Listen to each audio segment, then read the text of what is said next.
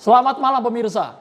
Ini menjadi sorotan dunia karena bukan hanya Indonesia saja yang fokus untuk mencerna informasi sebanyak-banyaknya dari Palestina. Palestina, Israel, gencatan senjata, tapi pertumpahan darah sudah terjadi. Ada sekitar 250 lebih warga Palestina yang jadi korban jiwa, bahkan perempuan dan anak-anak, mereka adalah warga sipil, juga menjadi korban dari serangan kebrutalan Zionis Israel. Bagaimana ujungnya? Ini negara-negara sudah turun untuk memberikan opsi damai. Apakah itu bisa terwujud? Indonesia kemana ya? Tidak hanya berbagai negara, tapi sejumlah aksi juga dilakukan di sejumlah wilayah di berbagai negara atas nama kemanusiaan. Bagaimanakah seharusnya sikap Indonesia? Langsung saja kita elaborasi hal ini bersama dengan sejumlah narasumber yang sudah hadir di meja catatan demokrasi. Kita sapa langsung. Selamat malam, Laksda TNI Purnawirawan Soleman Ponto, mantan Kepala Bais TNI. Selamat malam. Kita sapa juga ada Mbak Monique Rijkers, aktivis pro Israel. Selamat malam Mbak Monique. Kami juga menghadirkan ada Babe Haikal Hasan, penceramah dan juga penggalang dana aksi solidaritas bela Palestina. Assalamualaikum, selamat malam Babe Haikal. Waalaikumsalam, selamat malam semua. Dan juga Pak Mahfud Siddiq, sekarang Sekjen Partai Gelora. Sebelumnya kita tahu bahwa Pak Mahfud Siddiq merupakan mantan Ketua Komisi 1 DPR ya Pak. Selamat malam, Assalamualaikum Bapak. Waalaikumsalam, selamat malam. Minal aidin wal faizin.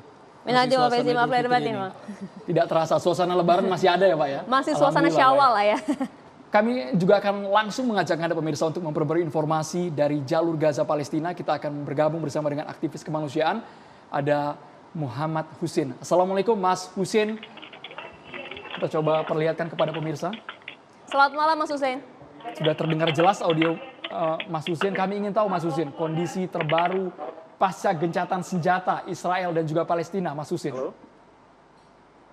Alhamdulillah ini sudah hari kelima kita memasuki masa-masa gencatan senjata, ya ceasefire, dan warga Palestina sudah mulai melakukan aktivitasnya normal, berangsur-angsur normal, toko-toko mulai buka, pasar-pasar mulai beraktivitas, alhamdulillah. Namun masih banyak korban-korban yang berjatuhan sampai saat ini, dan juga korban jiwa masih berjatuhan. Kenapa? Karena banyak korban-korban luka yang menderita luka parah sehingga meninggal akibat luka parah yang diderita.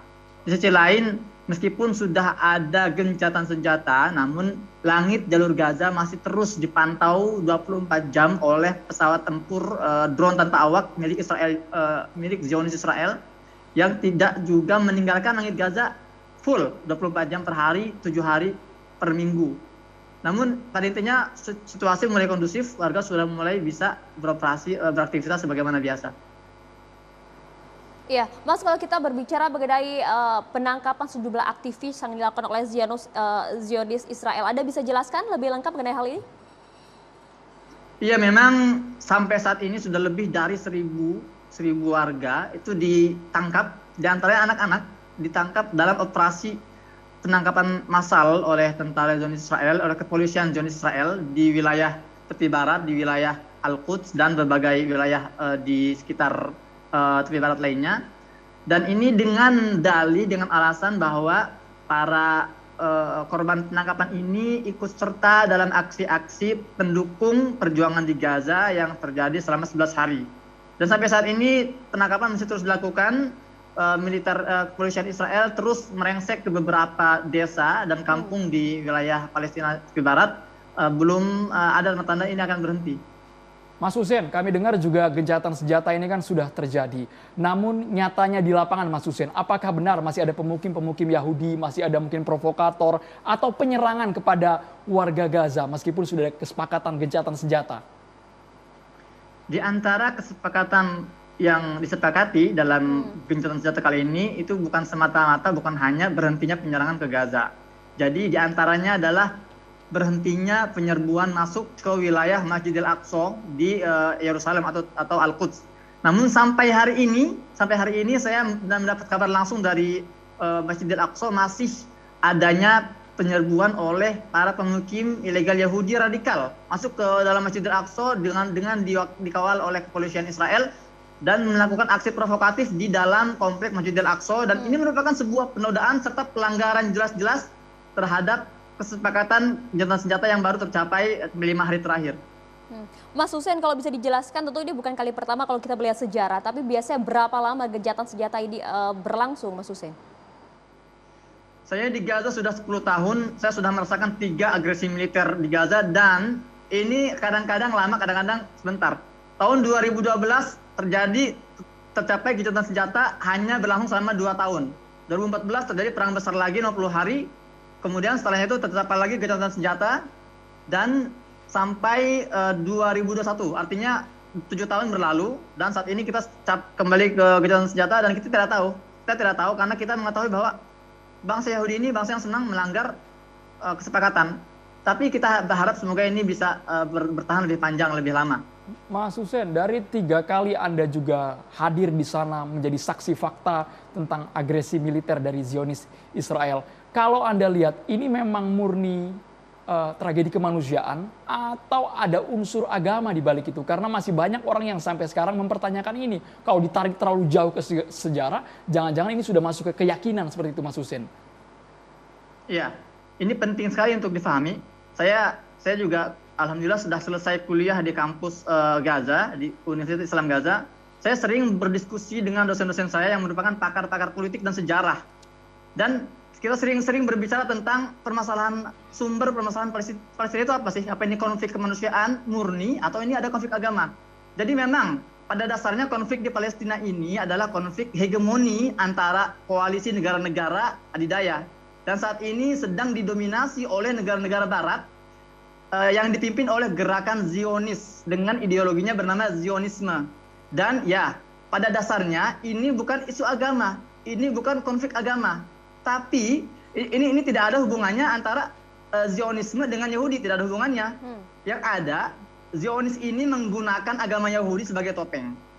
Mendompleng agama Yahudi untuk melegitimasi, untuk bisa bercokol di Palestina dengan alasan kepercayaan dan akidah mereka. Dan perlu diketahui bahwa para petinggi Israel hari ini, Netanyahu, Benny Gantz, Revin, semua itu orang sekuler, nggak beragama. Yahudi sekali lagi hanya digunakan kedok agar mereka bisa ada di Palestina. Namun, meskipun ini adalah isu atau konflik hegemoni, tapi di dalamnya juga ingat ada isu kolonialisme. Ya, ini benar-benar yang sedang dilawan oleh Indonesia, yang sedang diperjuangkan Indonesia untuk tidak adanya kolonialisme di dunia. Dan juga selain itu, isu ini juga masalahnya menyentuh langsung ke permasalahan agama. Berdampak langsung pada penodaan situs-situs umat Islam di Palestina. Masjidil Aqsa ini kiblat umat Islam. Ini adalah masjid yang disucikan umat Islam. Jadi wajar kalau umat Islam di Indonesia merasa terpanggil ketika masjid mereka dinodai. Bahkan perlu diingat bahwa beberapa masjid di Palestina ini diubah fungsinya dari masjid menjadi diskotik, dari tempat hiburan. Ini jelas melukai perasaan umat Islam di seluruh dunia. Maka dari itu jangan ada narasi-narasi bahwa isu ini murni isu kemanusiaan, bukan isu agama. Ini nggak benar. Ya, ini isu kemanusiaan, tapi kita tidak boleh menafikan bahwa ada isu konflik agama, ada konflik politik, ada konflik kolonialisme. Ini semua lengkap. Maka dari itu ini penting untuk difahami agar masyarakat Indonesia terutama tidak salah dalam memahami isu peta konflik di Palestina. Baik, Anda menggarisbawahi bahwa ini sebagian besar jelas adalah isu kemanusiaan antara Palestina dan juga Israel. Terima kasih Muhammad Hussein, aktivis yang bermukim di wilayah Gaza, Palestina. Terima kasih. Jaga kesehatan di sana, Mas Hussein. Salam untuk teman-teman di sana. Oke, sama-sama. Terima kasih. Semoga korban juga tidak bertambah lagi ya, Maria. Kita langsung saja mengajak pemirsa, karena kita nanti akan melibatkan juga dari mantan kepala BIN. Namun kita tahan sejenak, saya minta pandangannya dulu dengan Mbak Monik ini. Mbak Monik Reikels, kita tempatkan sebagai aktivis pro-Israel. Anda juga kabarnya sudah berkali-kali berkunjung ke sana, mengetahui kondisi di sana seperti apa. Kita sebelum ke Mbak Monik, kita langsung ke Pak AM Hendro Priyono terlebih dahulu ya, Mbak Monik ya. Selamat malam Pak AM Hendro Priyono yang merupakan mantan kepala BIN. Pak Hendro Priyono sudah bersama kami. Baik, selamat malam Pak Hendro Priyono. Malam Bapak. Kami ingin tahu Bapak, pandangan Bapak seperti apa konflik yang terjadi antara Israel dan juga Palestina. Karena kemarin statement Bapak cukup mengejutkan kita semua Pak, ketika ini bukan urusan Indonesia. Seperti apa Pak Hendro Priyono? Saya terima kasih loh kalau ada informasi seperti ini ya Pak Muhammad Hussein aslinya dari sana Gaza. Kemudian saya terima kasih kepada negara kita, yang kepala negara kita sudah menyampaikan sikapnya. Terima kasih juga kepada Menteri Negara kita, Menteri Luar Negeri Retno, tadi ditayangkan sudah bicara. Yang pembicaraan dan statementnya itu mempunyai bobot internasional karena didengarkan oleh PBB. Sehingga ada usaha-usaha untuk gencatan senjata yang kita harapkan tentunya berhasil ya mudah-mudahan. Tapi kan saya bicara itu tidak sebagai kepala negara, tidak sebagai petugas negara, penyelenggara negara, tidak. Saya bicara sebagai rakyat biasa, anggota masyarakat. Saya mengingatkan bahwa kita jangan semuanya terpikat kepada urusan di Palestina Israel itu. Karena negeri kita sendiri, kita lagi gawat. Sekarang ini sudah 45.000 kita yang meninggal gitu karena pandemi. Jadi untuk apa kalau kita berduyun-duyun masih rame-rame berdemonstrasi menambah klaster. Bayangkan baru berapa hari yang lalu saya ngomong 45.000 ya. Sekarang 49.000, 4.000 orang meninggal dalam waktu berapa hari. Pak Hendro. Sesuai dengan Iya, kalau kita berbicara mengenai pandemi corona, tentunya semua negara mengalami hal yang sama. Kemudian Indonesia dilihat dari mayoritas masyarakat muslimnya, semua mata negara tertuju kepada Indonesia terkait dengan konflik Israel dan juga Palestina. Jangan dipotong dong saya ngomong. Kalau kita ngomong kan saya sebagai anggota masyarakat. Saya minta masyarakat kita ya lihat kepada rakyat kita gitu.